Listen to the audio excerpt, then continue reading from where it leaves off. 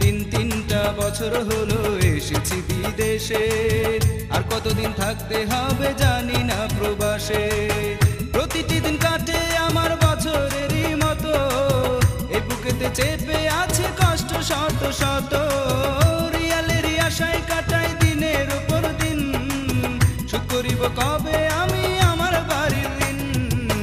তিনটা বছর হলো এসেছি বিদেশে, আর কতদিন থাকতে হবে জানি না প্রবাসে। তিনটা বছর হলো এসেছি বিদেশে, আর কতদিন থাকতে হবে জানি না প্রবাসে।